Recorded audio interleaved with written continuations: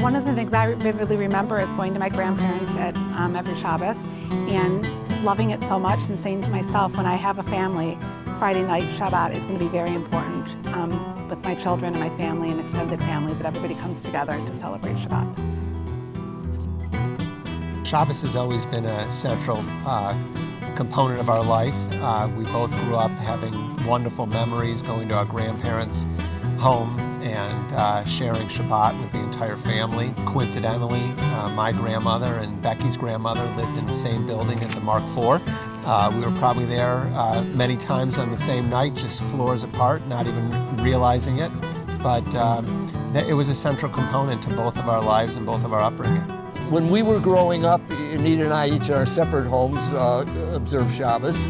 And then, we weren't Shomer Shabbos, but we did recognize Shabbos. Shabbos was a different experience, especially Friday evenings. And after we got married, we continued to do the same. And we had Shabbos dinner every Friday with my sister, with my mother, my sister's family. But then as the kids got older and their social activities interfered, we allowed that to happen and just got out of the habit of the regular Shabbos observance. Until the kids were, after the kids weren't small. When they grew up, they were 10 million different places and we couldn't always do it. So the meaning that we took from Shabbat growing up is something that we've really tried to infuse in our life with our children. And it's something that fortunately, because my parents live just around the block, we've been able to have Shabbat dinner for years and years. Really our kids' entire life growing up together with my parents and being together as part of a family and experiencing that. It's been wonderful. We didn't always get together as a family for Shabbos. It depended on the kids' schedules, and we were in and out of town a lot.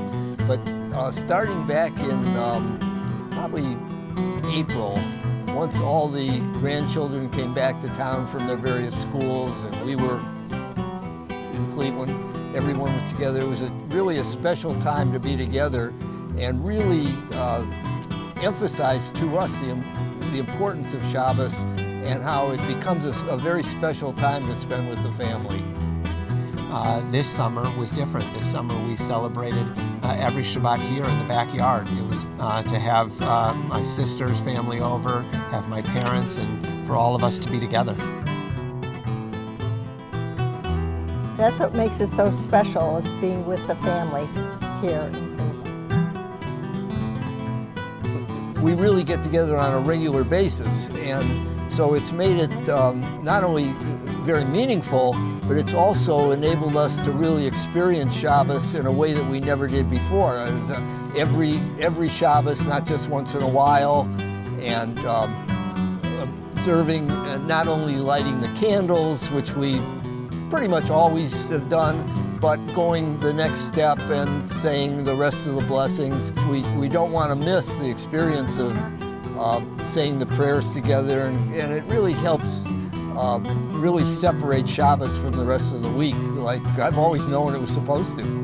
When I look at that and the way that we would say the blessings together as a family and sing Shalom Aleichem, there was just a little bit more ruach. It was really, really special as a family.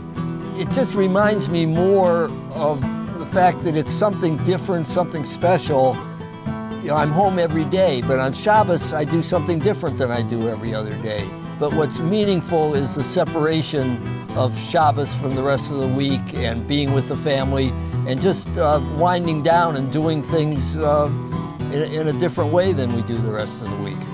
And I think one of my takeaways is that we had to do a pivot. I love making Shabbat dinner. I pour my heart and soul into it. But this year I had to be a little creative. David and Becky have been wonderful in every respect. I mean, they've just done everything. But Becky in particular, in preparing Shabbos dinners and hosting everybody, we recognize it's a lot of work, and Becky and David too, but both of them have just been wonderful. So the Shabbos Project is something that Becky and I have been involved in from the very beginning. It's been an incredible asset to the Cleveland community, and it's really shined through the women in our community. The challah that starts on Thursday night has really been an incredible high point of the program, and bringing hundreds and hundreds of women together to perform the mitzvah of baking the challah. And it's something that since the very beginning we've been excited to be a part of. I take a step back and look at it a little bit on a broader sense as well, to think that so many women around the world are doing the exact same thing we are, and we're one big family, not just a family unit, but a family of jewelry around the world.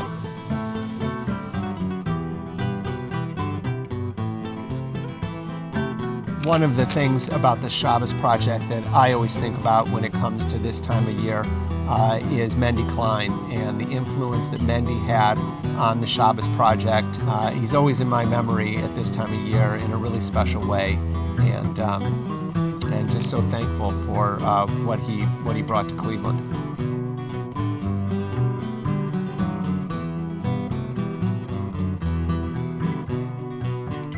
So we have 4 children, and what I hope to impart on them is that as they go out in the world and they raise, get married and live at other places and have families, that they too take away the importance and meaning of Shabbos, and that they continue to have tradition and customs similar to how they grew up. I often reflect upon the power of habit, and I look at Shabbat as a power of habit, and I look at the Shabbos project as an opportunity for people to understand the joy and excitement and relaxation and gift that Shabbos is to the Jewish people. And when I look at that and I think about it, celebrating the Shabbos project could be the beginning of a habit. Celebrate it once, and then do it again if you enjoy it, and then do it again and again and again. And it's really, once you celebrate it in a really special way with your family and understand the meaning of it, it's an opportunity to bring that as a weekly part of your life. And that's how we look at it, and we think that's the magic of what the Shabbos project is.